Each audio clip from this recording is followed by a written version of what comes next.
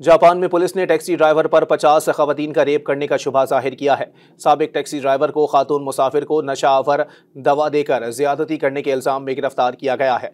फ्रांसीसी खबररसा इदारे AFP के मुताबिक रोजनामा योमेरी शंबन और जेजी प्रेस ने रिपोर्ट किया है कि पुलिस को मुश्तबा मुलजिम के पास से तकरीबन 3000 ऐसी वीडियोस और तस्वीर मिली हैं जिनमें वो तकरीबन 50 खवातीन के साथ जिनसी ज्यादती करता हुआ नजर आ रहा है। ये तमाम वीडियोस मुलजिम की टैक्सी या घर में रिकॉर्ड की गई थी। टोक्यो पुलिस के तर्जुमान ने AFP को बताया कि गुज़िश्ता साल इस शख्स ने एक 20 साला खातून को नींद की गोलियां खिलाकर बेहोशी की हालत में अपने घर ले गया और उसके साथ नाजेबा हरकत करके तमाम मनासिर फिल्मा लिए। पुलिस तर्जुमान ने कहा कि 54 साला शख्स को जबरन जिनसी ताल्लुक कायम करने और जिनसी आज़ा की फिल्म बंदी की सज़ा से मुताल्लिक कानून की खिलाफ वर्जी के शक पर गिरफ्तार किया गया।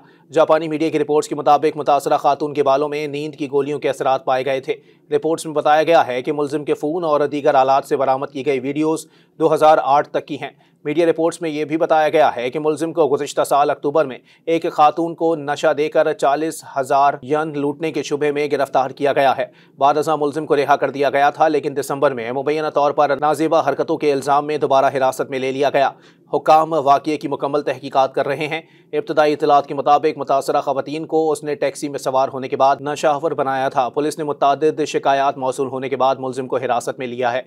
खदशा जाहिर किया जा रहा है कि मुतासिरीन की तादाद मज़ीद बढ़ सकती है। मज़ीद न्यूज़ अपडेट्स और डिजिटल स्टोरीज के लिए सब्सक्राइब करें डॉन न्यूज़ पाकिस्तान।